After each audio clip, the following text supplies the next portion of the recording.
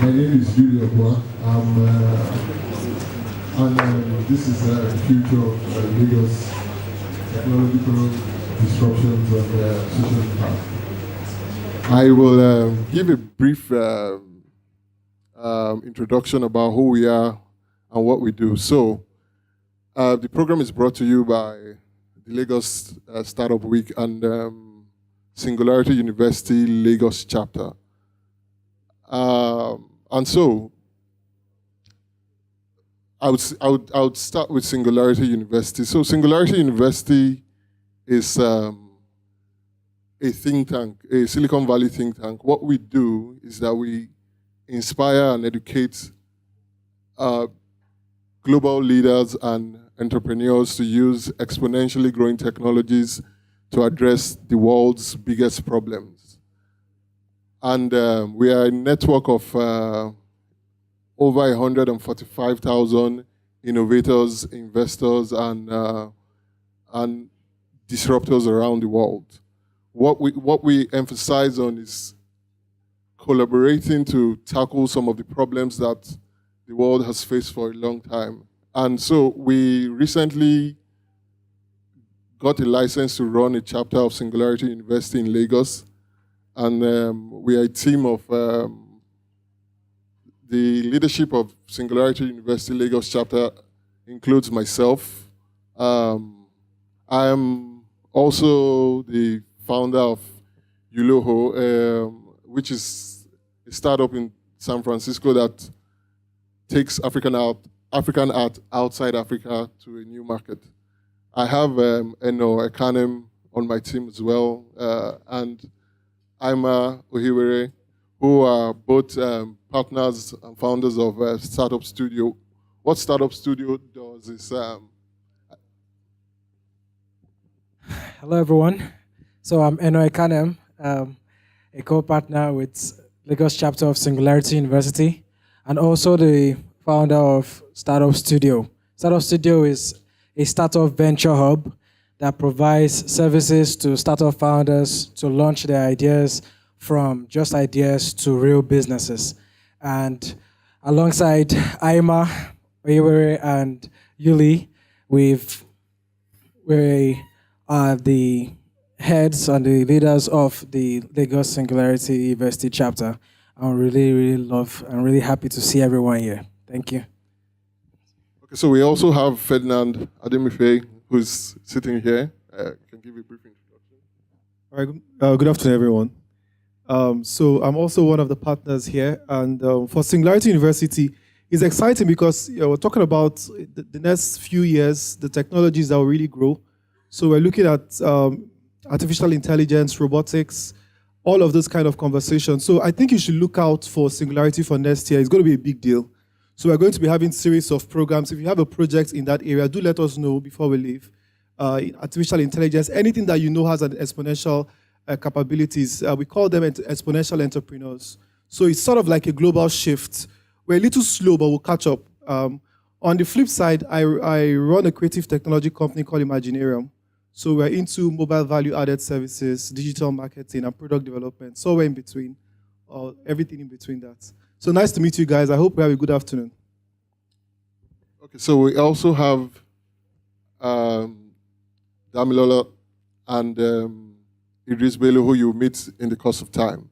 So I'll give you a brief introduction to Singularity University. As I said, Singularity University focuses on educating and inspiring people to use technology to solve the world's biggest problem. And we believe that the world has all the ingredients to tackle some of our biggest problems. And we've moved to the technology era. And so we say, look, how can AI and blockchain and nanotechnology, biotechnology, medicine, how can this solve some of the problems that the world faces? And when we talk about the world's biggest problem, we're talking about water, shelter, security, disaster resilience, the environment, education, governance, and several other problems. So we have come to Lagos to create conversations that inspire entrepreneurs to collaborate together to solve some of these problems. So we have about 91 chapters around the world. We only recently got the Lagos chapter after talking about it, and we're happy that it has eventually come to Lagos because I was recently in a room of about 3,000 people who came to San Francisco from everywhere in the world to also talk about technology and solving problems. Go ahead.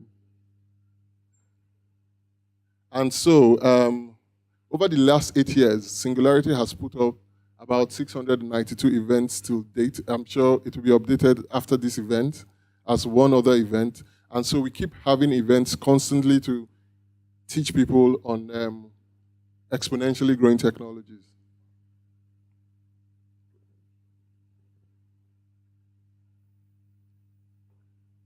And so we have people who gather everywhere around the world for one event or the other, just to make sure that the message. So one of our messages at Singularity University is, as an entrepreneur, how do you create an initiative that positively affects 1 billion people in 10 years? When you think about that, then you have a moonshot idea. Then you have an idea that can change humanity. And we also believe in abundance. We, as against what a lot of people think and what the media tells us, the world is actually getting better. But to get the world to the place where we all want it, all of us have to come together to collaborate. So there are so many impact initiatives. There are people doing amazing things around the world to try to solve problems. And so we've come across over 5,000 impact initiatives to try to tackle some of these problems.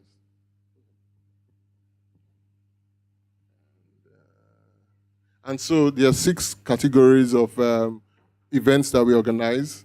And at Singularity University, you could go on. And so these are some of the fields where people have made some good progress. So this is Field Ready. I spoke to the founder of Field Ready this week, and what they do is that they take ready solutions to disaster areas in the world. So as we speak, they are between Haiti and Texas, where there have recently been some natural disasters, and this initiative came out from Singularity University.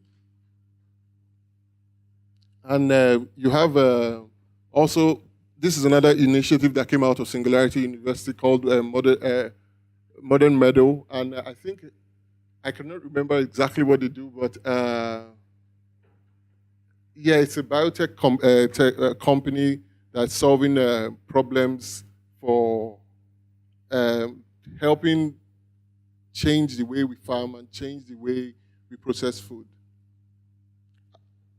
And there are several other initiatives. I could go on with the initiative, but what we want to do today is bring local innovators and people who have made a mark in Lagos, who are still pushing towards using technology to change the way we educate people, or change the way we bank, and change the way we change our energy supply. And so we are putting a panel together today of Lagos innovators to talk about their experiences and what they do, and also give an opportunity to have an interactive session with them. So I will invite Damilola to take over and introduce the panel.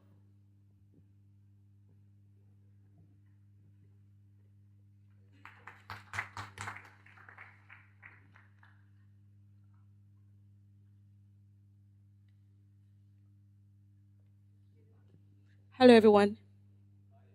Hi. Why you guys are quiet? Why? Has it been boring? Cold? Oh, sorry. Okay. I'm just going to give a brief introduction about myself. My name is Damnola Thompson. I'm corporate counsel for Echo VC Partners. We're seed and early growth stage venture capital firm when we invest in tech and tech-enabled startups. I'm also co-founder for Ventures Dialogue, and Ventures Dialogue is a platform that essentially connects entrepreneurs with mentors and investors. I will be anchoring the panel today, and I will call on the panelists for the session. Thank you.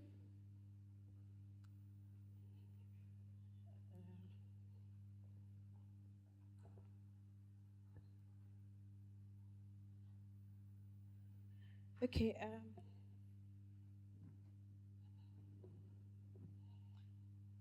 Okay. We would like to make welcome Judith Okonkwo. Judith?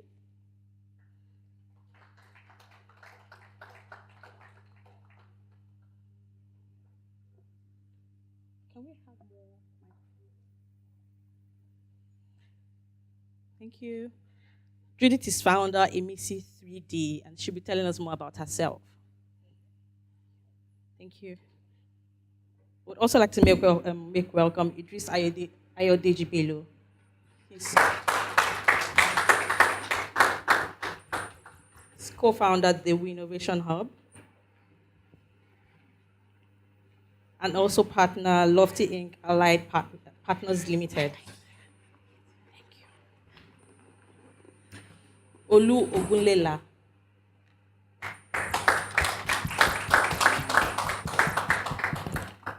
Olu is co-founder and chief curator of Gridless Africa. Thank you. I'd also like to invite Victor Olorunfemi. Thank you. Victor is tax, technology, and innovation lead PwC. Thank you. And last but not the least, Olusheye Shoyede Johnson, regional partner at Africa Technology Foundation. Thanks, guys. Thank you for making out time to come. Okay, thank you. To come to the set. So maybe just briefly introduce yourselves to the audience. Hi, guys. How you guys doing? Good. All right. My name is Olusheye Shoyede Johnson. Is this very, very loud, or is it just me? Just me. Good. All right. So I am the Innovation and Business Development Manager at Ericsson. I'm also regional partner for the Africa Technology Foundation, which is based in Silicon Valley. And we build bridges between more mature markets, Silicon Valley, Hollywood, and markets across Africa to help entities in different countries scale, right, by giving them access to resources and funding. Good afternoon, everyone. My name is Victor Olorunfemi. I'm the tax and technology and innovation lead for PwC Nigeria. Apart from my official work, I'm actually a technology and artsy technology enthusiast. So I've got a passion for the arts and being an IT savvy person as well. So I like to mix, arts and technology together to try and create solutions. For PwC, what I've been doing in the past couple of years is helping to push tax administration in Nigeria and tax accounting generally to a place where we are functioning as a tax function of the future, pretty much. So using technology to make administration easier, collection, etc. So that's what I've been doing. Apart from that, we built an app recently to try and educate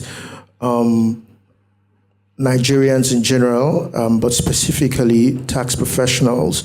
So we know that there's been an issue where all the tax laws are scattered, judgments, case laws, things that help you function well in business. People don't really have access to those things. So what we did was we built an encyclopedia, a digital encyclopedia, and built a search engine on some of these things. And it's out there. It's just one of the few things that we've done as PwC. I'm a blockchain enthusiast, which is like the new place I've been playing of late. So I've been experimenting with digital currencies and other interesting blockchain projects. Thanks. Yeah, good afternoon, everyone. My name is Olu Ogunela. I'm the co-founder of Gridless Africa. So basically, Gridless Africa is a clean energy think tank. We basically initiate conversations and aid new connections to accelerate the deployment of renewable energy in Africa. I'm also a clean energy entrepreneur. I'm the co-founder and CEO of Quintessential Solar. And I also am a tech entrepreneur, also working on a time tracking productivity app.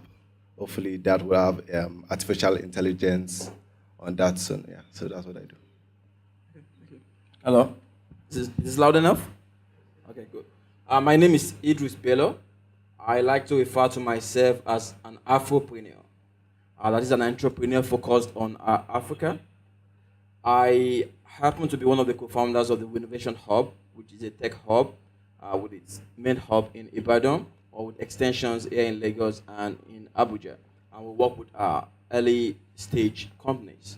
I am also a partner at Lofty Inc. Capital Management, which is also an early stage fund, venture fund, focused on African, majorly Nigerian entrepreneurs.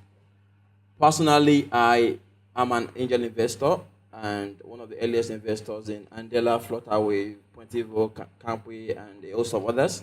In the audience here, I've seen some of my investees who have refused to file their monthly reports. So don't run away. I will see you after the session. Yeah, so that's what I do. And I happen to work in health innovation. And I think in the course of this, I would talk about what I do in health innovation and how it relates to this event.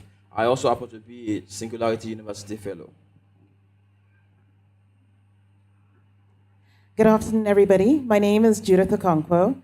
I run a Missy 3D. It's a creation lab that's focused on the extended reality technologies. So that's the spectrum from augmented reality to virtual reality. We are working on building the ecosystem for that here in Nigeria. What that means is that we're growing a community of content creators, and we also help organizations, different sectors, understand what they can do with these technologies and how they can leverage them. Thank you. So I'm going to just take, say, 3 minutes. I'll let you guys deep dive into what specifically what you do and just how it affects or just centers around Singularity and what Singularity hopes to do. So what Singularity essentially does is it's an educational institute, but it's not your regular university. It's essentially like a platform essentially that creates that accelerates technology, promotes exponential technology, and I think the key word for Singularity is exponential.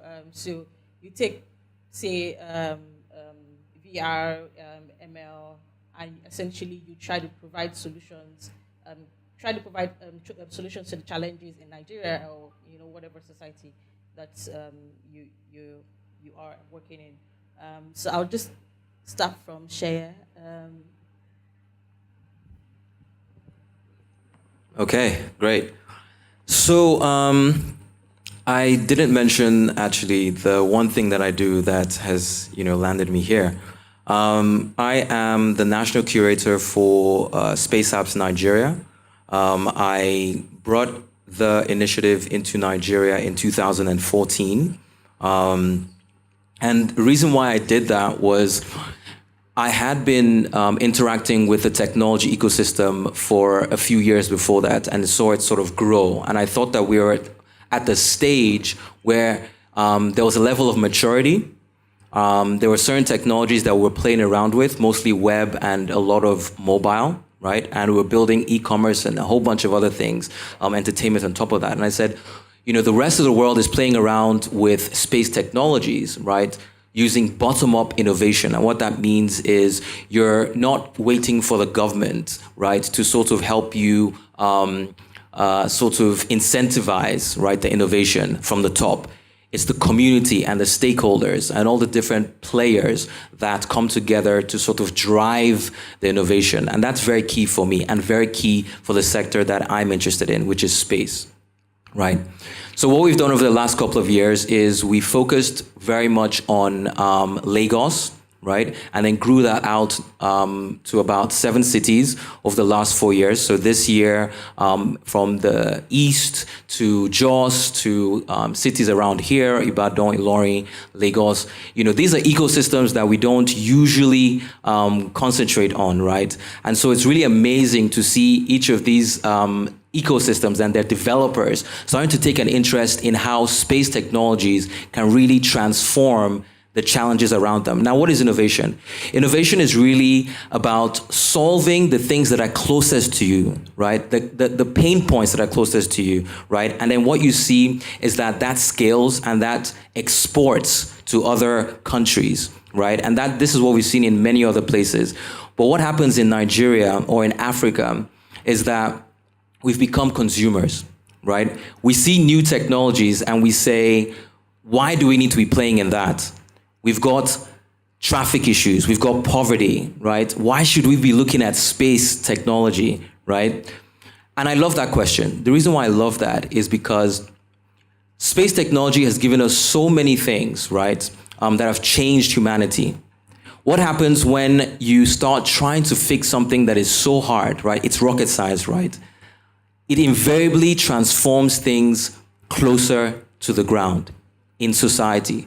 So from water filters that we take for granted, that came from space research, to shoe insoles, right? To our mobile technologies, to so many, even software, right? That we use like Open Cloud, right? Those all directly came from space research.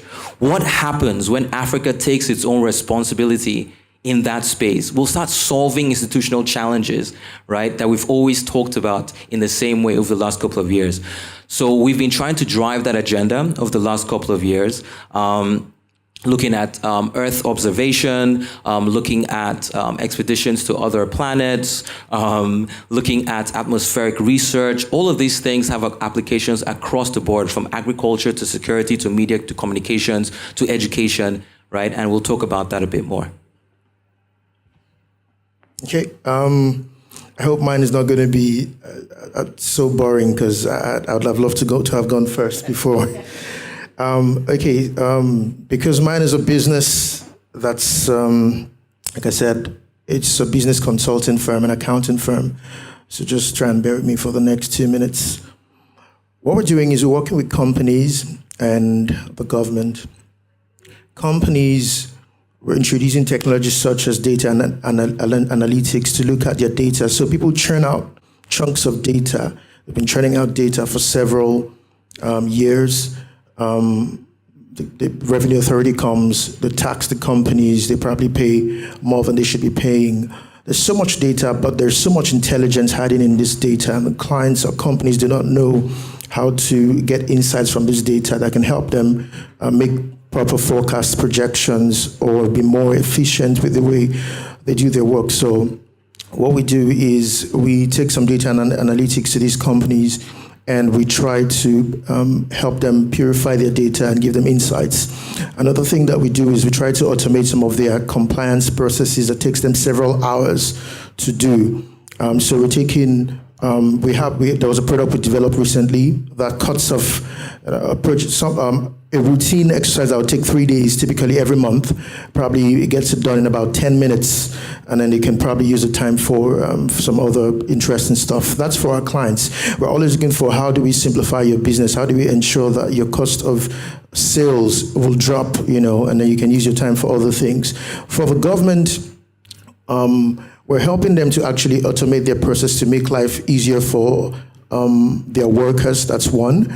But two, we're also trying to help them, instead of them introducing new taxes and increasing tax rates, we said to them, why not, the current tax rates you have, you're not even collecting from everyone. You've not got everyone into the tax net. Why are you making life unbearable for those who already comply?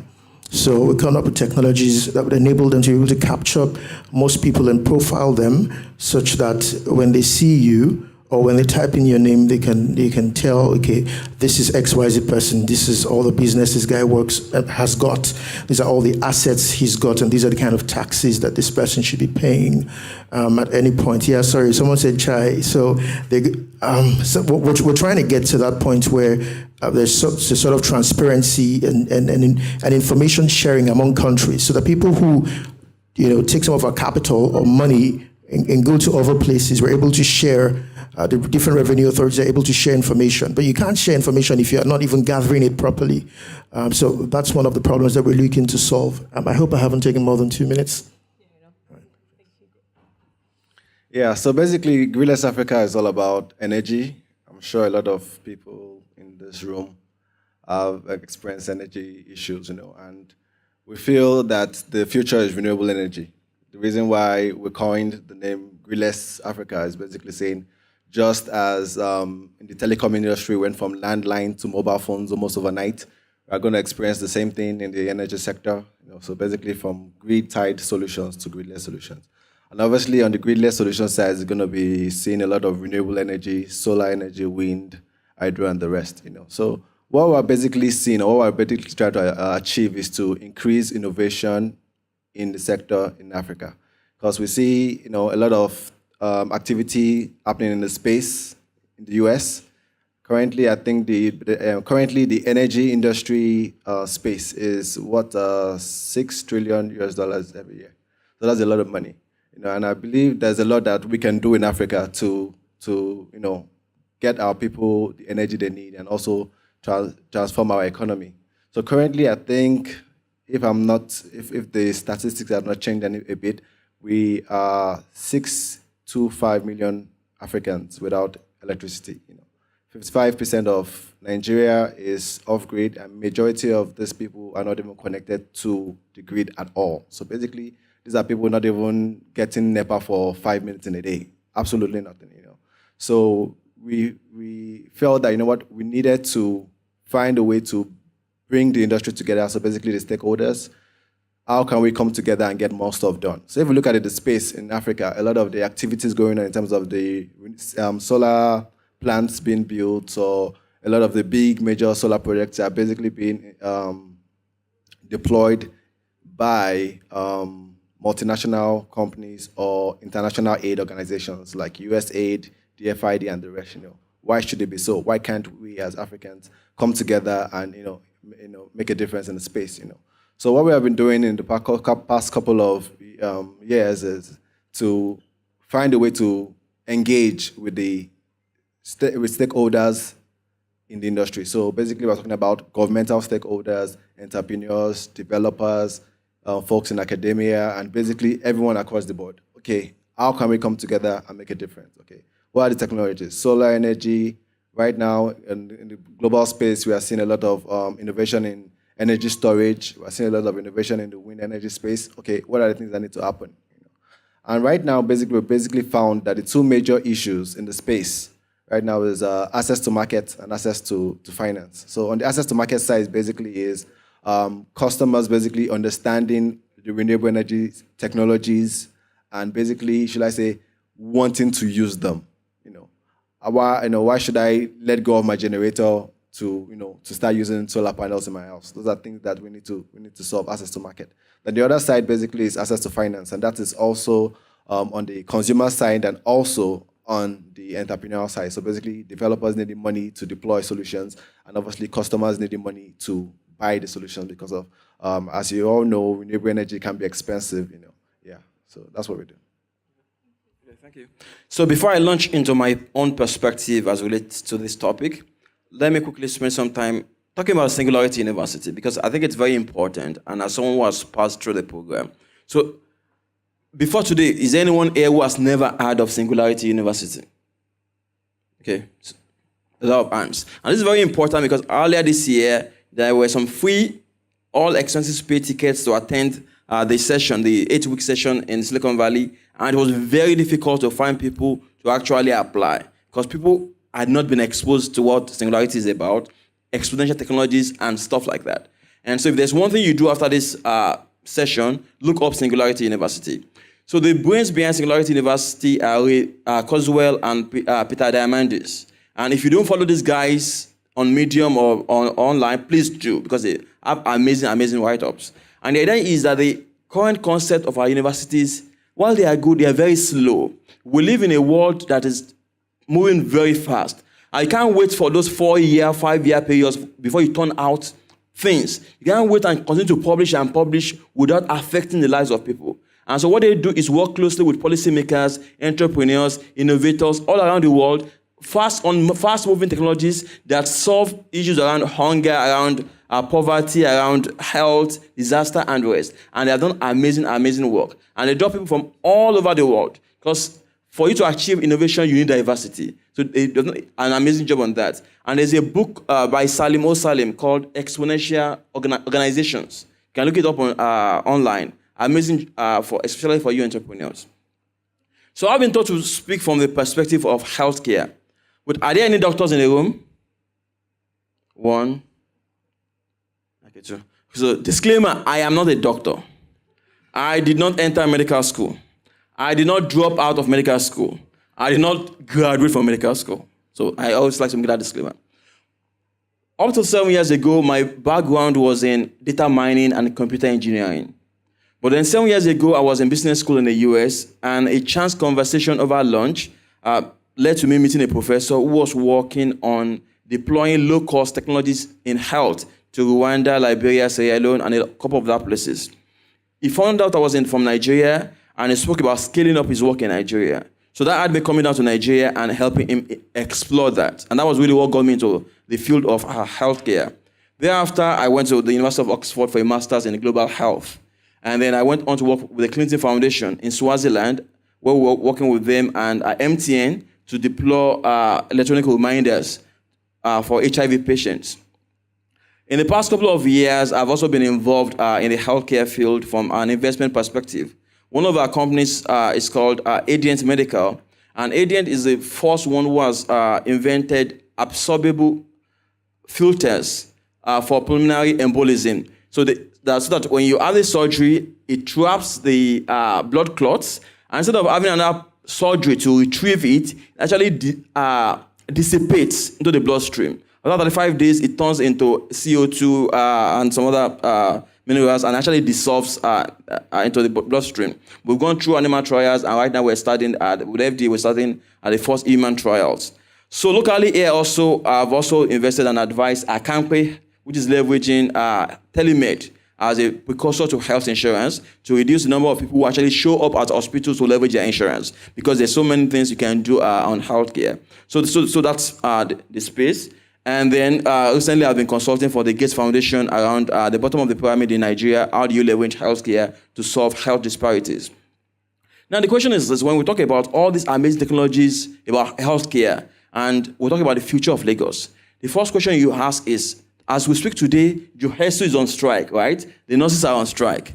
The doctors just came back from strike. So where do you even start from? How do you even move from where we are today to where we need to be? Just this last week, one of my neighbors was diagnosed of stage 4 lung cancer. And the doctor referred her to a teaching hospital. We called the teaching hospital and said, you cannot come for chemo because the nurses are on strike. So one can get very depressed and want to stay rooted to the sport and say, why do we even talk about this? But I usually like to make a quote from this movie, The Queen of Katwe, right? This movie about chess in Uganda. And there's this quote there that I found very interesting. And when Katende was speaking to Mutesi, he said, sometimes the place you are used to is not the place you belong. You belong where you believe you belong. Where is that for you? To find where you belong, you must make your move. What matters is that you can reset the pieces and play again. Make your move today. So today, as I speak about the future of Lagos from a healthcare perspective, I will be speaking not just from where we are, but from where we can get to and where we think we belong. So I'm speaking as not as an expert, but as someone who has come to share and to inspire, because in this room, I believe we have folks who are going to take on those different fields and apply themselves to those technologies to be able to get us to where we belong. Thank you.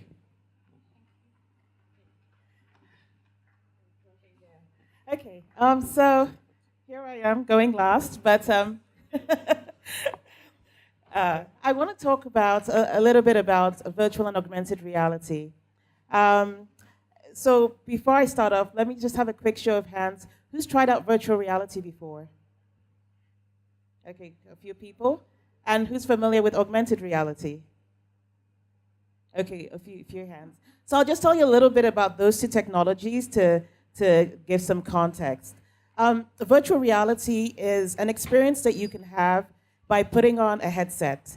And when that headset is on you, you are in a fully immersive 360 environment.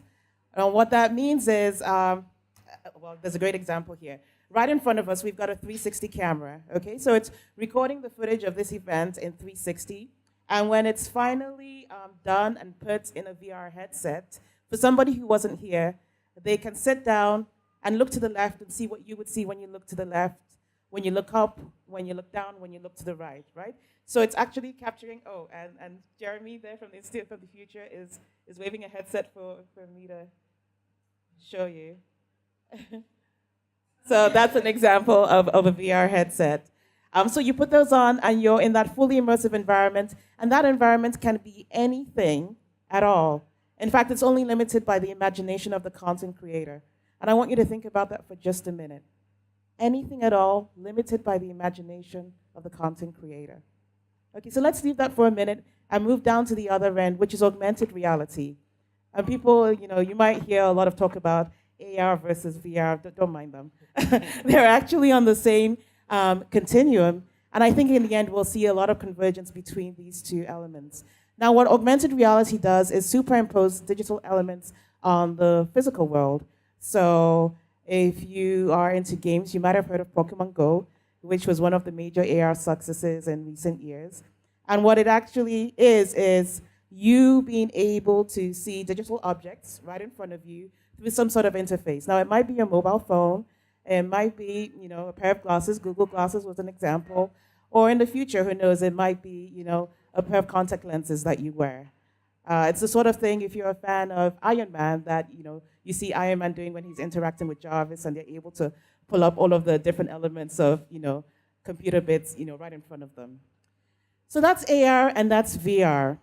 And, there's been this sense in the last few years that these technologies are going to be the future of computing. So we've had an era where we focused on mobile computing, and everybody says this is the future. But it's a future that, some people are thinking is maybe hype-based. So let me give you a little bit of the history. Now, with virtual reality, we saw it come into the mass consumer space around 2014. Prior to that, it was really expensive. It was used by organizations like NASA and the United States Air Force. And then, they'd use it for training. The experiences that you would have, and they've been doing this for over 50 years, would have equipment that would fill a room, would cost several millions of dollars. But you're now able to do that for a lot less, a few $1,000s, and in some cases, even a few $100s. But the thing is, there has been a real focus on using these technologies in areas that don't really seem to impact people. A lot of the initial focus was on entertainment and on gaming. And certainly if you look at, a lot of the stories coming out of the West about use cases, you might see that. But there's a changing tide. Over the last few years, a lot of people have started to invest in what they call VR for good or VR for impact. And they're beginning to realize that these technologies can actually be adapted to create solutions for whatever challenges you face. And I think that's particularly relevant for us here in Nigeria. And this is the time for us as well to start thinking about how we can actually leverage these technologies as well. Because, as I said, it came into the mass consumer space around 2014. Everybody's really learning about what is possible with these technologies. The boundaries haven't been set yet. And if we want to move from, the consumer space that Shaya was talking about to become creators, then we have to start getting involved right now. And that's the work that we're trying to promote here in Nigeria. So we're introducing people to these technologies. We are sponsoring scholarships for people who want to learn to become VR developers, for example. We have a lab where you can come in and access VR equipment. You can access resources if you're interested in learning. And like I mentioned, we also go out and interact with different organizations, with schools, just so people can start to understand what's possible. And the exciting thing about this is that I think, people are catching on. Over the last few years, you'll see places where, certainly in schools, people are taking VR into classrooms. And I'll tell you the great thing about this is that let's imagine the typical scenario in a place like Nigeria, in a local public school, right? You know the setup, large classes, maybe 100 students and just one teacher, a lack of facilities, right? It might be a situation where, they don't have laboratories. We know the situation with power already. But when you have a virtual reality headset with the right content, you can kind of leapfrog all of that. A student can be in a virtual classroom. They can be in a virtual laboratory. They can do experiments. They can go on field trips. They can even explore the solar system. And when you think about it from that perspective, then you know that really anything is possible. I mean, think about the real problem that we have with education. A country like Nigeria where, over 11 million children are out of school. Now, that's the highest number of any one country in the world today. And there's no solution right now that can tackle that. And then for our children that are in school, the majority of them in public schools are not really getting an education. Learning outcomes are appalling. With these technologies, we have the opportunity to find a way to actually tackle these problems. Thank you very much. I mean, this has been very insightful. So I'm just going to, I know that Judith has touched on it a bit, but I'd like us to take a step back and just, so a lot of people in this room are saying, we haven't even figured out our basic problems in this country.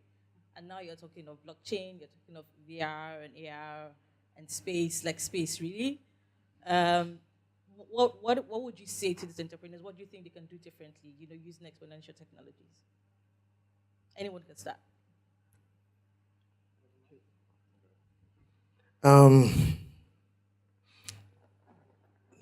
Actually, VR and AR is another field that excites me. But then I think I would talk about blockchain and concepts around blockchain that I feel that entrepreneurs in Nigeria can actually borrow or start thinking about. They can also use to disrupt the way we currently work, the way we currently do business as well. It's a good thing that internet is getting cheaper by the day, and then most people have mobile devices, obviously in Nigeria, especially, I believe maybe 90-something% of everyone here has got a mobile device connected to the internet. The whole concept of blockchain, let me just simplify for those who probably don't know what it is. It's just a technology that is distributed. Anything that goes into it is immutable. You can't change it. And whatever records on the blockchain, everyone is a custodian of that particular record. So for instance, allow me to just paint a scenario. The whole blockchain thing started with Bitcoin. How many people have heard of Bitcoin here? Okay, brilliant. How many people have Bitcoin? No one knows that. Okay, brilliant. Okay, that's good. So the whole concept started when there were issues around trust, issues around financial institutions crashing back in 2008. People were not trusting, the centralized money systems, et cetera, et cetera. And then a guy or a team of people came up with a paper and said, what if we flip the paradigm? Currently, what we have is central banks issuing currencies. And if you have an incompetent head of a central bank, your currency may keep, floundering. If your economy of your country is bad, it may keep floundering. And the fact that these guys can print out money whenever they want allows for a lot of inflation, all right? So they said, what if we took the other approach and then we came up with a way that instead of money depreciating in value, it could actually appreciate in value. And so, yeah, fine, that's brilliant, that's fantastic. We make it scarce, we make it finite, just like gold. But as we know, there's a problem that comes when you're sending out emails to people. I can send out, if I compose an email, I can send you a copy of the email, send another person a copy of the same email, I can send it out. That you wouldn't want to do that with money. Once money leaves me, it has to be on record that it has left my account and it cannot go anywhere else. That's how the whole blockchain concept, was born. So everyone, all the custodians, we call them nodes, take a record and say the money has left this guy, no longer belongs to this guy, it now belongs to this guy. Okay, so it's not a new concept. It's existed for centuries, just that now we've digitized the whole stuff. So that paradigm has started changing things here. Think about land. People keep, fighting over land, going, having court cases. Who owns this land? I sold it to XYZ person. I sold it to XYZ person.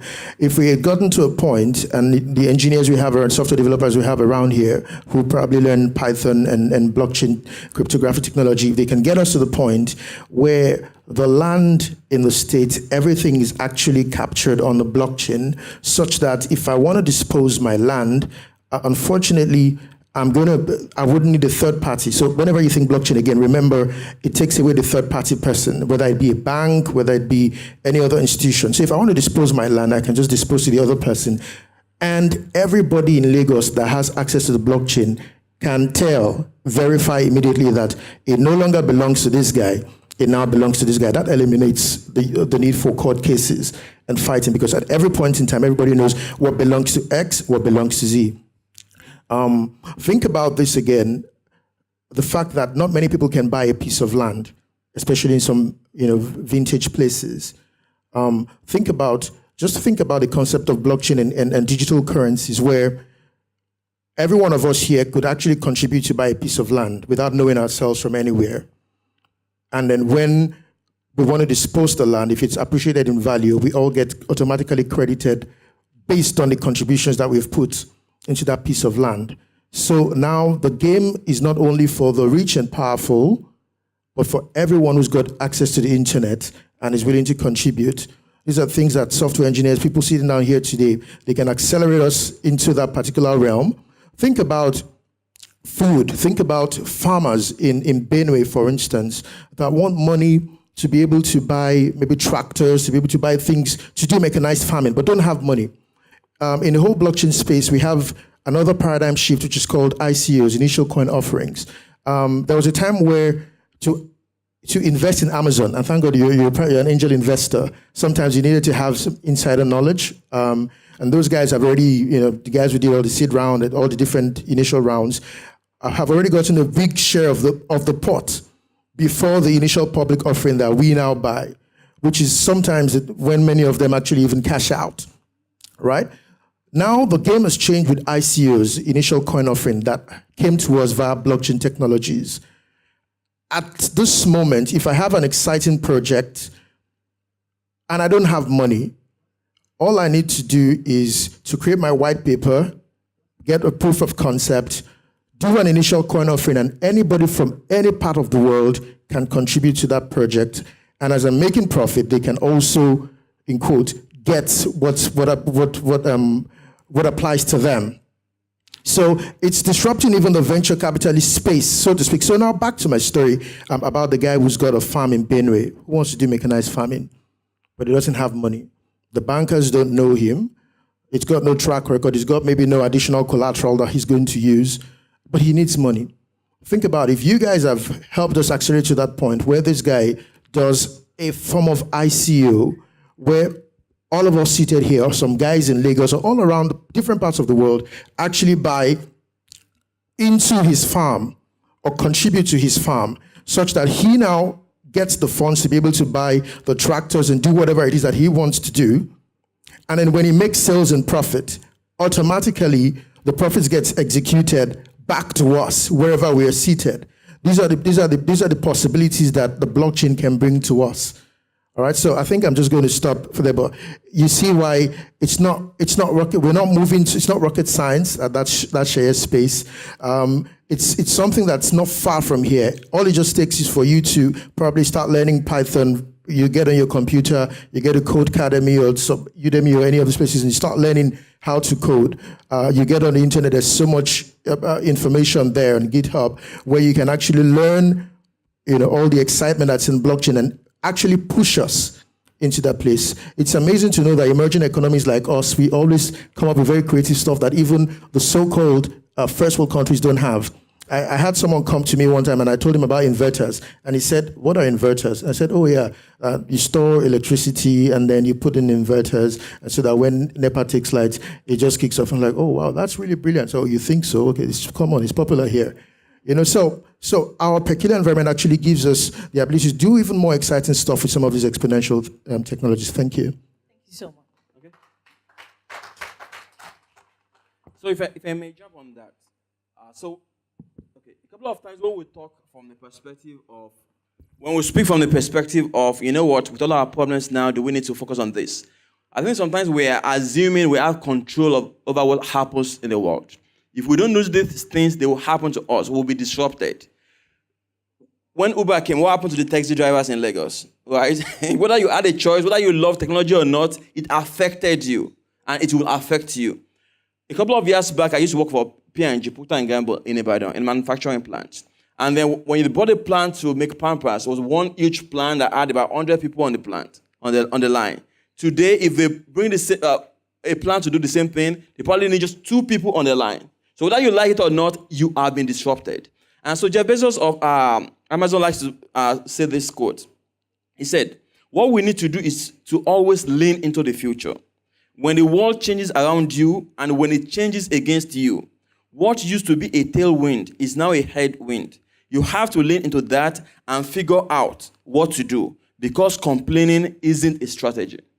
And that's why we're entrepreneurs, right? We're not just going to sit in what we have today and then say, you know what, Nigeria is not yet where it needs to do, and then the world is going to move on. So I'm quickly going to use that to launch into healthcare and what's happening, right? And the applications of some of these technologies. And you actually discover that some of it is actually already happening locally. And it's up to you to figure out where do you want to pitch in. And you don't have to be a doctor. That's why I made the first case that I have never studied medicine, yet I found my own niche within the healthcare space. Because you need diverse skills in all these things that are happening. So because the idea is we need to move healthcare from sick care, which is what it is right now. It's reactionary. It's when you are sick that you actually show up at the hospital. You show up and you're already at stage 3 cancer, stage 4 of cancer. Right? It's sick care. How do you move from healthcare to healthcare? How do you move to a stage where instead of you visiting the hospital, healthcare actually comes to you? And I'll talk through a couple about 6 different aspects that exponential technologies is playing a role right now in healthcare, and you can figure out where you add value or where you can make a play. The first one, which is very common, is in the area of information and data-driven health. And we're all very familiar with this, with all the data that has been gathered around healthcare, whether it's the digitization of medicine, electronic health records, imaging technology, right? The amazing work has been done around imaging. So recently I was at the hospital, and then they were superimposing ECGs and MRIs using software, and the amazing data that you could actually get from there. And it was just computer scientists doing this, right? To wearables, to different things around big data. And quickly, locally, there are two places I know around that. So there's something called Alert Clinic. The guys who were behind the Ebola Alert platform, when Ebola happened, they've metamorphosed into what we call Alert Clinic right now, and they actually work on tracking diseases, right? Locally, working with Lagos State government, where they actually take healthcare to the people. Because part of what impoverished people is not being able to pay for healthcare when they're already sick. You can actually tackle the issues at the base there before they actually get to the hospital. You can help people, and Alert Clinic is actually working on this. You also have, secondly, you have the area of personalized medicine. We're all very different. Why is it that when I'm sick, the same drug, the same amount I'm giving is the one you're also giving? Today, with genomics and the rest, people are actually being able to personalize treatment to individuals, and that's a huge field that's happening.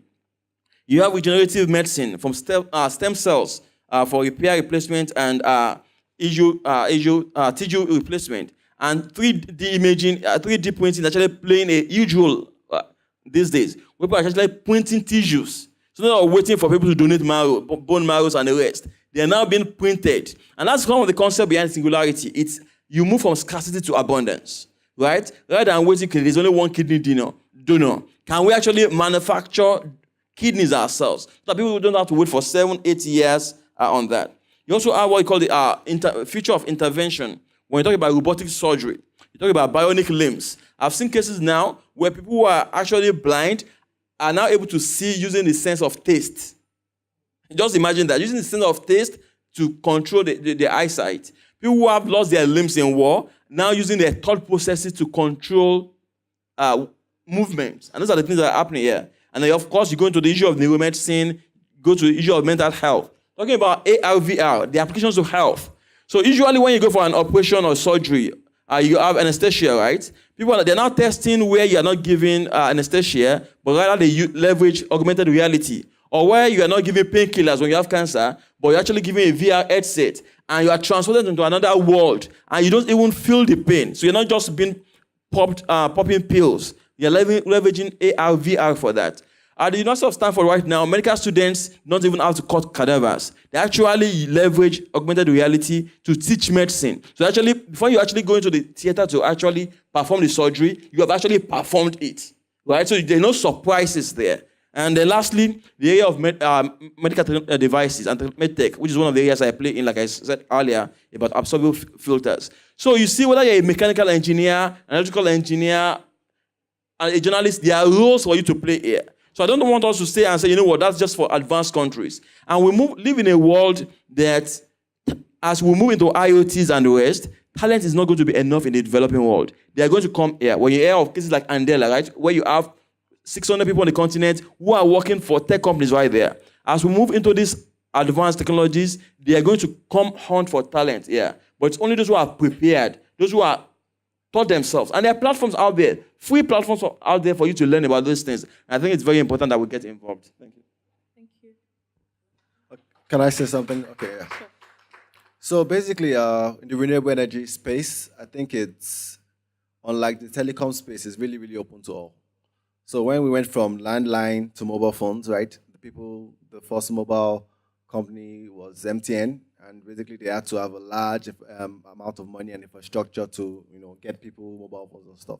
But in the renewable energy sector, especially in the gridless side of things, basically it's basically power by the people for the people.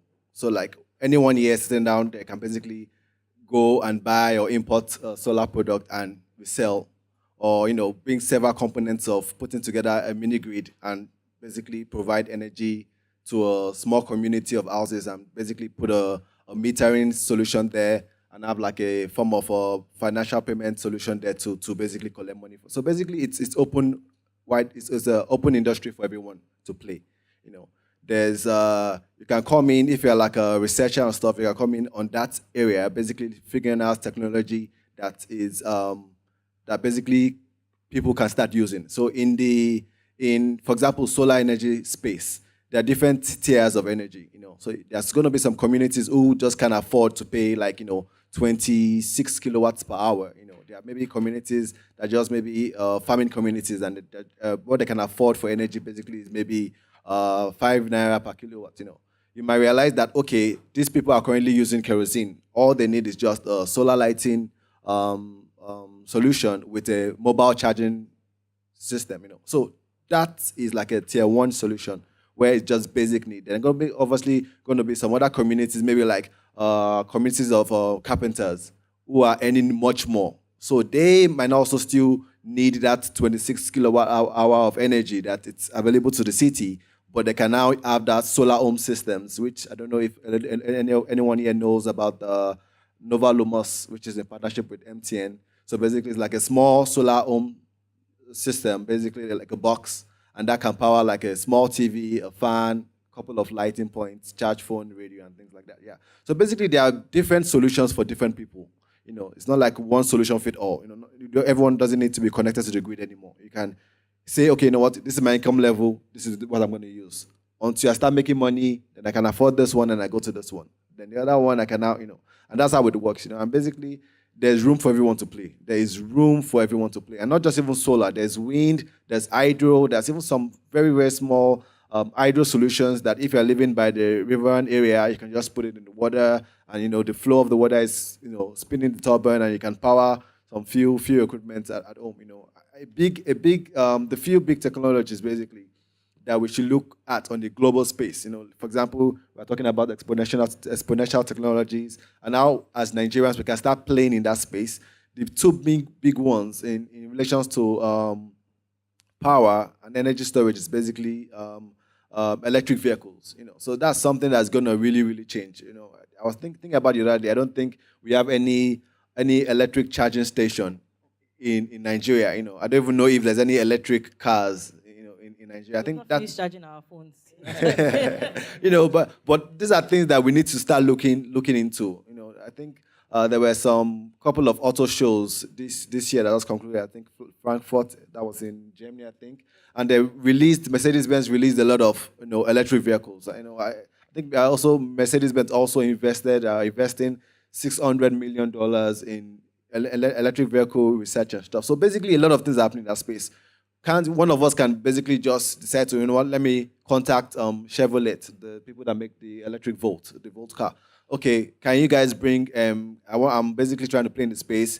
Can I bring one of your vehicles over with a charging station, work with maybe a solar developer or solar engineer, and, you can instantly install a solar charging station, and with the car start to run real data to figure out where are the points we're going to place charging stations, how far should they be, so that people who eventually start bringing these vehicles in can use them. So there's so many things that can be done in place, so many. We can work in the media in terms of helping customers know and learn about the technology and take it to the next level. You can work in academia and research and come up with different solutions that's basically going to be unique to Nigeria or unique to Africa, basically the developing energy space. So for example, energy sharing is something that I believe is going to be big for the developing nations that don't have a reliable grid. How can someone that's even using generator self, let's not even talk about renewable energy now, generator in this household share with his energy with someone else who doesn't have a generator, and just connect the 2 points together, put a metering system together, and put a payment solution, and make sure and basically people are sharing energy. So there's really, really a lot to do in the space. If you are really interested about the space, you can follow us on Twitter. We organize a weekly Twitter chat series, basically called Gridless Africa series, where we actually engage with stakeholders from different countries playing in the space. We have engaged with even manufacturers of products that are basically designed for the African space. So from the series, you can get to know who is doing what and connect with them. And from there, basically, you are in the space. There's room for everyone.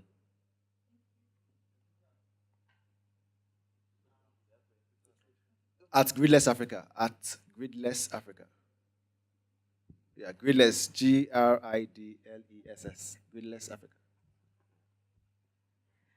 I just quickly wanted to follow up on what's been said so far, and particularly on what Idris was talking about when he spoke. When it comes to kind of like Nigerian exponential technologies, there is a sense that, maybe in some parts of the world, they're thinking, we're not ready. And even here, some people might be thinking, we're not ready. But as Idris really pointed out with examples like Uber, we can't afford not to be ready, right? Really, the future that's going to happen in 10 years and 15 years will be determined by all of us right now, and we make the choice. And there's something that I think about, especially, in the fields I work with, augmented reality and virtual reality. Now, no major tech company involved with this technology has a plan for Nigeria. Not one of them. The Oculus Rift, for example, is not officially available in Nigeria, right? Neither are tools like the Vive. You can get the Gear VR here sometimes, the Samsung product, but then sometimes you can and sometimes you can't. Nobody actually has a strategy here. And, it kind of reminds me of, what happened with Nigeria and mobile phones, right? Remember then, before the companies came in, everybody thought, wait, that country, that poor country, if you're lucky, maybe 1 million people will have phones, if you're lucky. And then what happened? Somebody came in, and then, and shorter than anybody could imagine, 40 million mobile phones were in use around Nigeria. So really, all I want to say is, with these technologies, the great thing about the world today and the digital economy is that we have access, regardless of what people say or don't say, regardless of what they think we can do or not do. We have access. And we need to exploit that for all it's worth. And there's so many ways in which we can do that. So for example, Idris gave a lot of great examples about what's being done with AR and VR across fields like medicine. You know, I have a friend who's here that does work with autistic children. Now we know the state of mental health care in Nigeria. We know how poor it is. We know there are a lack of professionals. And with virtual reality, she's looking to scale her services across the country and actually across West Africa.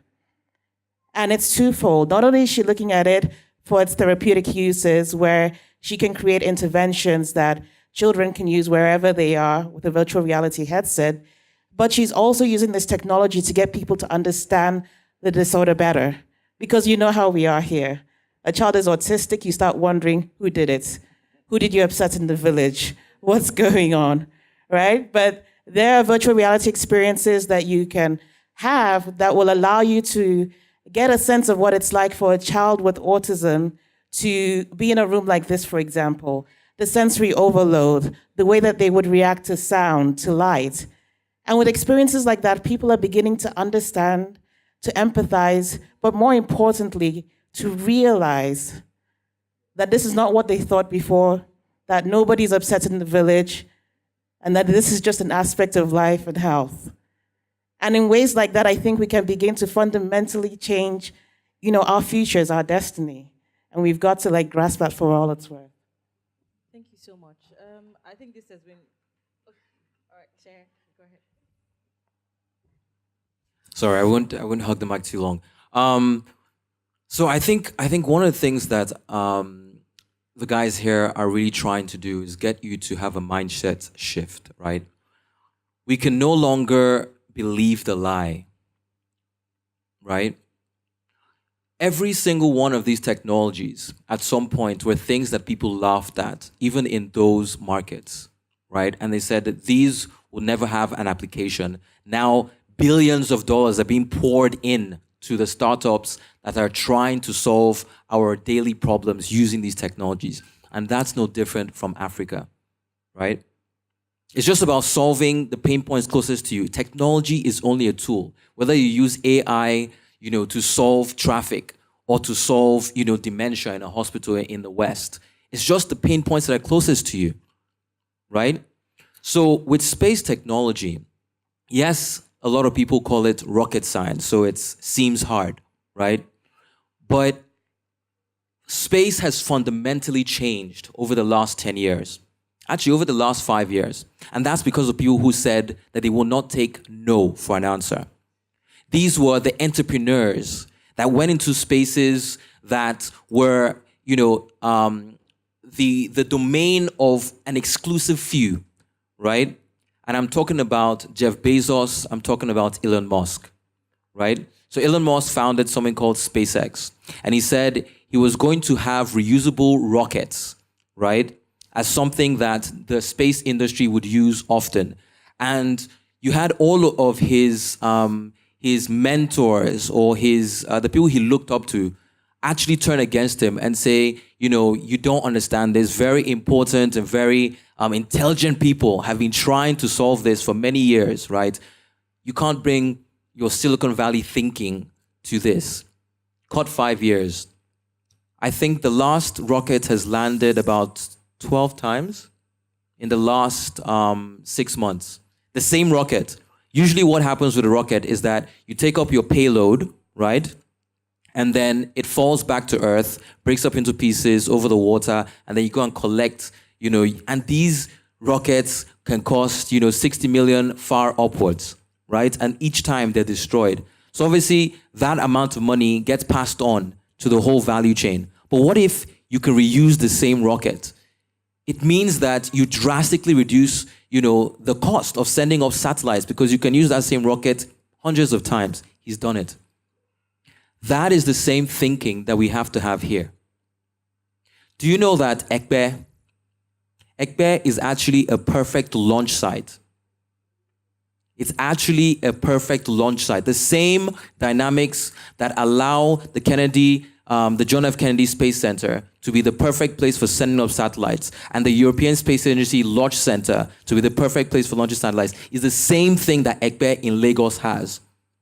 Now, there are a few things to sort out, right? Because maybe the water around Ekpe is not as big as the other areas, right? So if anything, sort of falls out of the sky, Ghana might get a bit scared, right? But again, why should that stop us? Why should that stop us? We have to start looking at these new technologies because the barriers have fallen. We don't have a situation where we have to go to a specific university that's one of the best in the world to go and learn specific information just so that we can have those skills. A lot of these skills are being democratized and put online. And it's the same with space, right? You have something called CubeSats. Usually satellites cost about $200 million to create, right? Now they can be built for about 200K. Yes, that's still, quite a lot, but you can see that like 10, how many orders of magnitude has that fallen? That's crazy. And it's going to continue falling.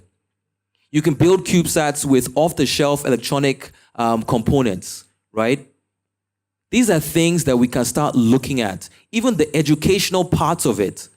Because CubeSats right now, a lot of CubeSats are being used for educational, academic research. So when you send them up, they stay up for maybe 6 weeks and then fall back to the earth, right? So can we have people building that for universities? A lot of universities, do atmospheric research, right? Can somebody here be that person who's building them and send them up? We have 5 satellites that went up, I think, in July. FUTA, right? One of our universities had a CubeSat on a SpaceX rockets that just went up a few months ago. That could be many more people, right? So don't believe the lie. These industries are about to become the economic drivers of global economies, right? So imagine that we are going to be left behind again. So why I say it's a lie is because I don't know who's perpetuating it, that they say Nigeria and Africa are not ready, and then we now believe it, and we say, oh no, I can't think about a space career. No, that's not for me. I have to become this and that. And those are fine too. But never ever cut yourself out of something that potentially can make you a future billionaire. It will be hard at first, but it's hard for everybody. All of these things can be overcome. Technology is just a tool. Thank you. Thank you. This has been really insightful for me, and I'm sure for everyone here. And it's just mind-blowing to see the possibilities with technology and what you can do. So,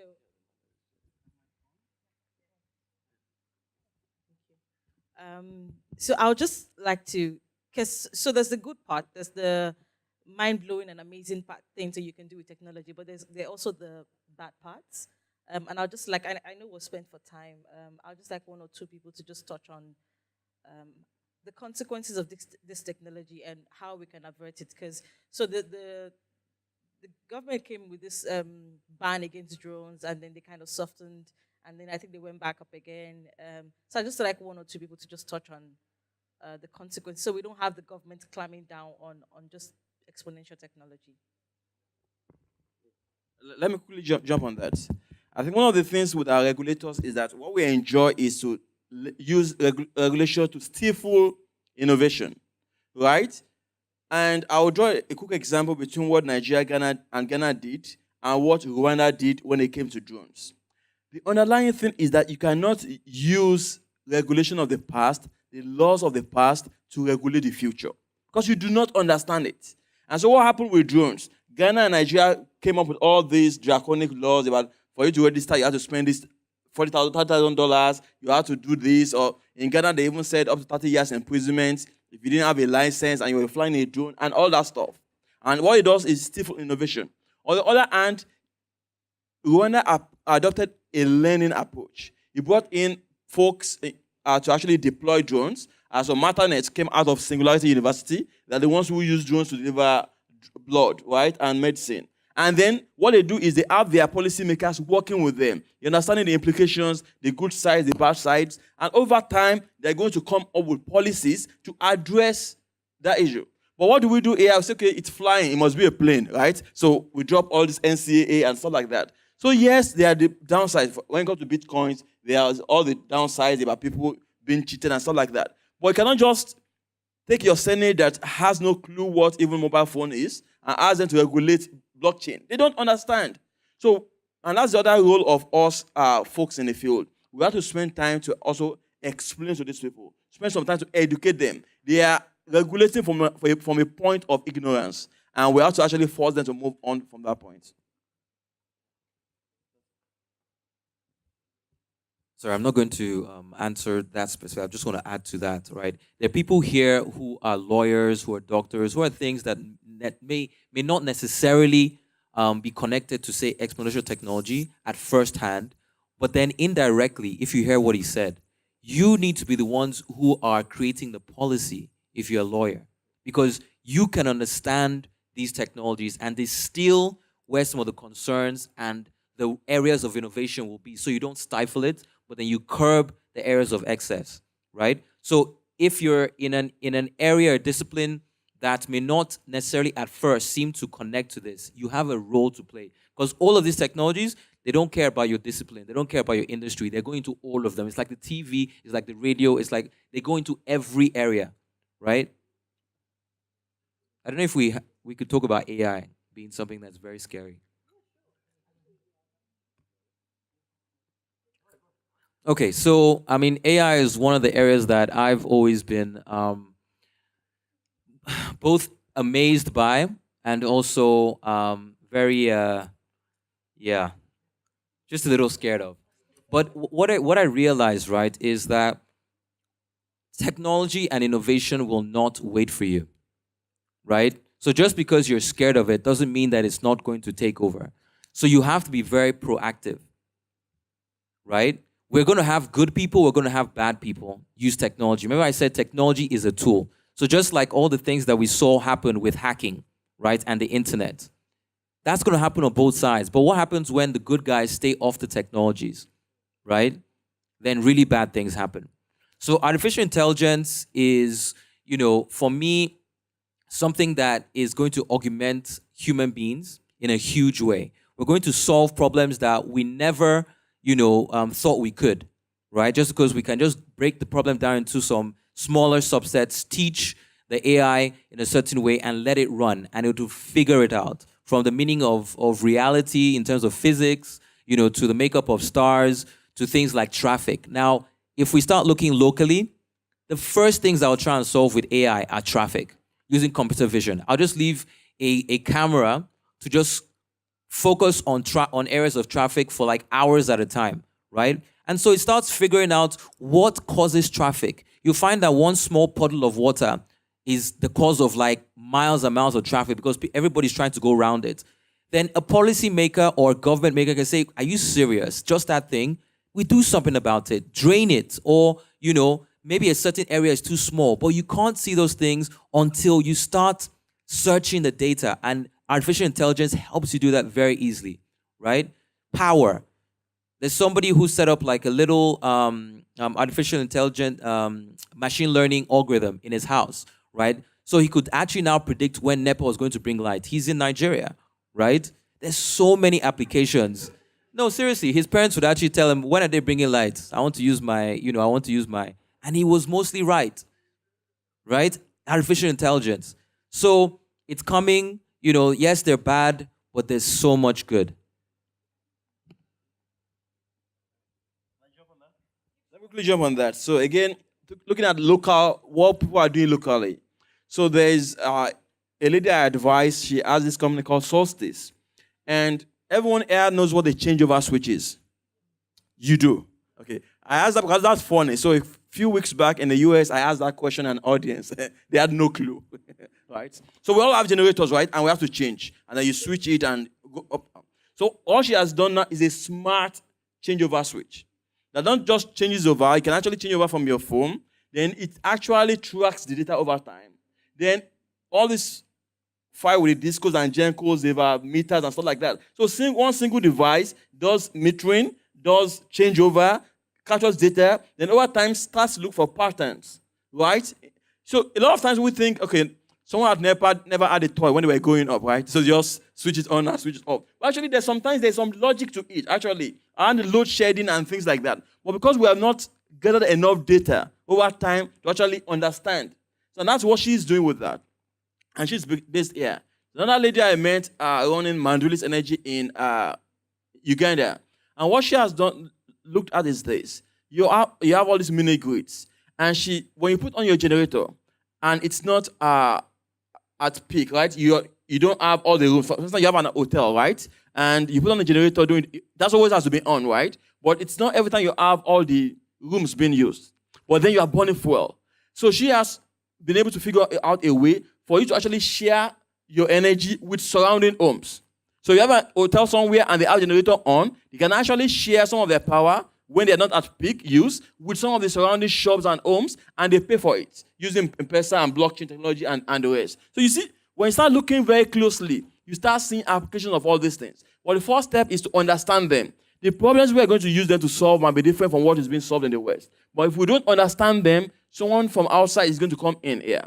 And for those who resist and say, you know what, we can't use electric vehicles, we can't do this, one way or the other, they're going to affect you. Because, for instance, when all these cars no longer use oil, right, petrol, it's going to affect each and every one of us. So we have to start thinking of that time and what's going to happen then.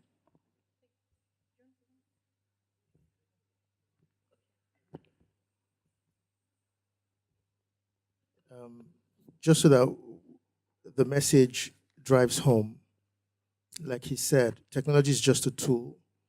As with anything, including money, what happens with the tool depends on the person handling it, yeah? For us, because we are thinking to move quickly into the future, so to speak, we owe it to ourselves to either be with the policymakers, for those who want to go into politics, or to be the voice of the younger generation who are very conversant with these technologies, voice that can influence these policymakers. So he mentioned lawyers and doctors, but also bloggers.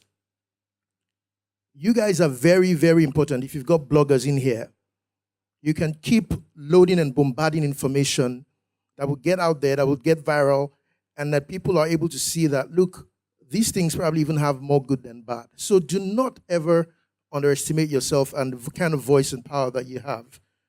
As with anything, technology has, it's neither good nor bad in itself. It all depends on the people. So that they don't regulate us to death, so that they don't stifle our movement and development, and us catching up with the tail. You need to start speaking out in your respective areas of specialty and discipline. Thanks.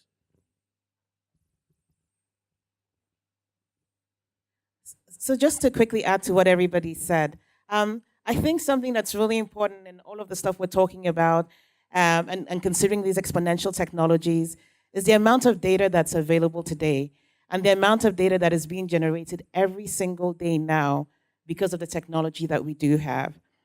Now, to give you an example, there have been kind of like leaks, Panama Papers, things like that, and people were considering the scope of, data that was released. And I read that between 2013 and now, we've generated more data in the world than we had up until 2013. Think about that. So more data in 4 years than we had previously up until 2013. And now take that, into context of the future that we're creating and what's happening and the amount of information that will be available every single day that can be exploited in so many ways by these exponential technologies. And I think that's what we have to be conscious of. I love the example of the bloggers and the influence you have by getting content that goes out there viral. But we've also seen the negative of some of that. We've seen issues with fake news, and we know the power of information. So if there's one thing that I'll say to us is that, there's data being generated. We need so much more. In Nigeria, we've been kind of like slow in terms of getting onto that, but we are now. I love Idris's example of, the lady who's working with monitoring energy and, the power situation. The more data we have, the more power we have. The more power we have, the more responsibility we must have to use that power wisely. Okay, so we're going to take questions now, but I think I just wanted to stress that it's important for everyone to be actively involved in just like spreading the technology that you know. Truth is, you only become you only become known for what you represent. So it's the information that you put out there. So if you're tweeting about cats, people will know you as a cat provider or cats. I don't know. But if you're constantly tweeting about, AR, VR, machine learning, space, that's what people would know you for. And when there's some kind of conference or event for actually pushing out these things or even policies, you're the ones that that is going to be called. So I'd just like to encourage everyone to actively just be passionate about what you do, and put your work out there and let people see what you do.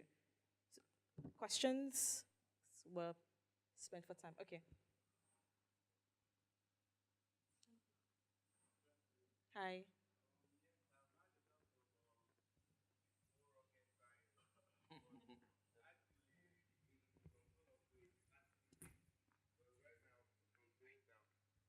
Now the thing is that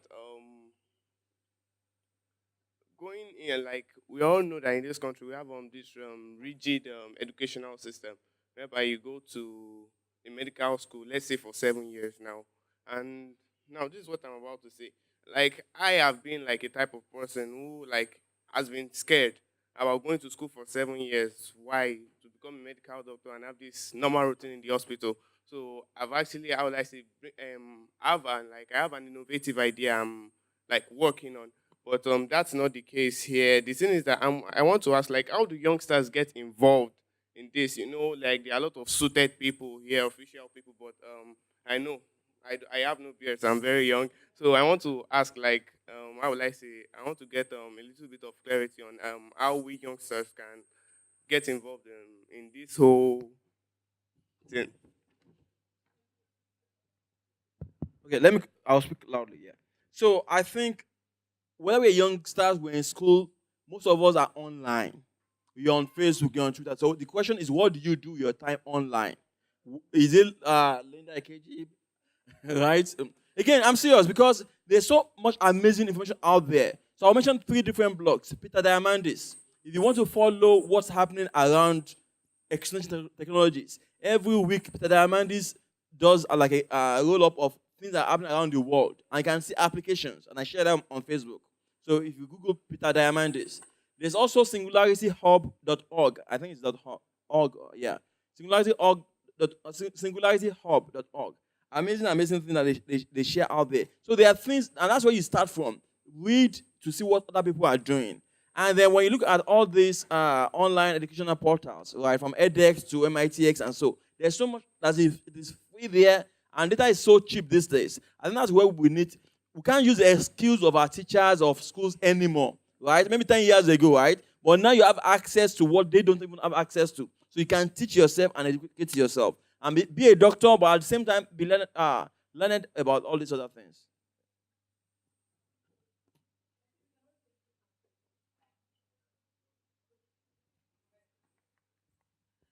Thank you very much for such a wonderful presentation. First, mine is not a question. It's just like a kind of trying to seek support on behalf of an institution, which is the University of Ibadan. A few months ago, I was actually impressed by what Singularity University is actually doing. So I put up a proposal because I finished from the African Regional Center for Information Science at the University of Ibadan, where I did my MSc in Information Science. And I looked through the set of courses we did back then. It was just so bogus. And after I started working, I wouldn't even say this is one thing I learned in school that I'm actually applying, on the job. And most of the things I'm applying on the job right now are what I learned through Google. And I felt that, okay, this is time for me to actually put up something and send it back to the director. And fortunately for me, the director is somebody that is so approachable. So I wrote a wonderful proposal. I even put it up on Facebook. If you have any contributions, you have anything, some people contributed.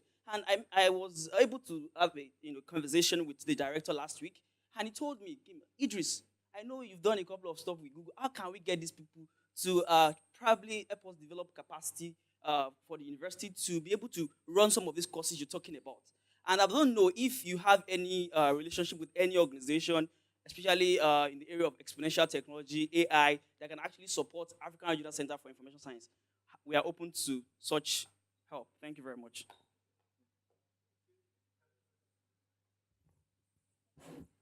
Good day, everybody. My home question is: you've been speaking. Hello. Are you listening? I mean, my own part is that you'll be speaking about these innovative parts, all stuff like that. You've not actually touched the particular part of the military part. How can it help the security of this country? What I mean is that you can't just be talking about the electricity and this.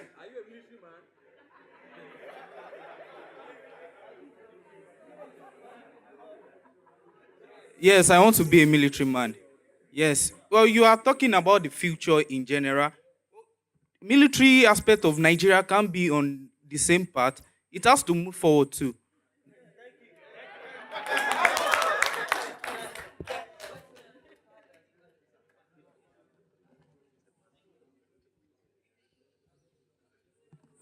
Thank you very much. My question is very simple. There are a lot of problems in Nigeria. How do you decide which one to solve? Because yes, I don't know if you have this problem. I get home in the evening, there's no light. I move out of my house, the drains are dirty. On Sunday, I'm looking for a place to just chill out. I don't know. There are so many. I'm going out, there's traffic. So many, everywhere I go, I see problems. Which one will I solve? How do you decide which one to solve?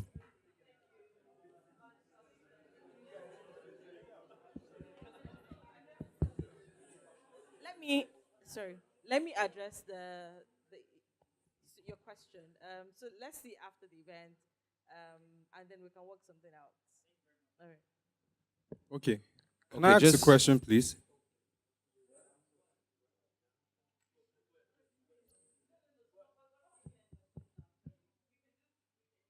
The last one, please. Just the last one.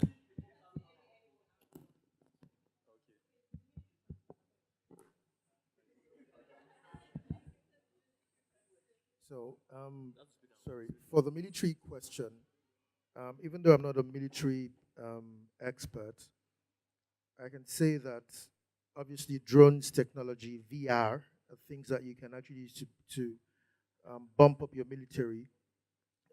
You can easily scan, especially because not many people have this anti-missile, anti-drone equipment. You can easily scan an enemy territory and map out that 3D scene and simulate your movement before you actually get on site. If you're going on rescue missions, if you're going on attacks and things like that, these are things that you can actually do in VR. He said something about, people practicing a surgery before getting on board. You can actually do many of those things in VR, get very used to certain environments, topography, etc., before getting on site. The same thing for drone technology. You can spy, transmit information back to your center of commands, etc. So there's many things you can do with all these exponential technologies. So the military is not left out. It's just a question of, is leadership seeking to use these technologies to bump up our military exploits? Actually, they are. So I'm aware of. So there's a professor I work with, Professor Musa Ibinu, at the FUT Mina, and actually consults for the Nigerian Air Force and the military on application of these technologies. So they're working on some drone stuff right now that I know, and a couple of other things that if I reveal, I will be killed. So yes, there's stuff going on. It can always be better, but there's stuff going on.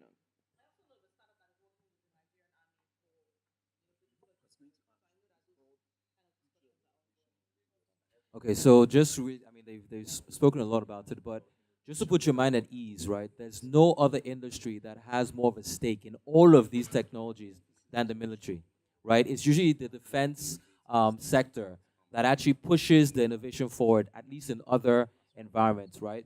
So from blockchains to 3D printing to virtual reality, all of these things are things that can revolutionize the military, and there is some work being done in that area, especially with, again, drone technology.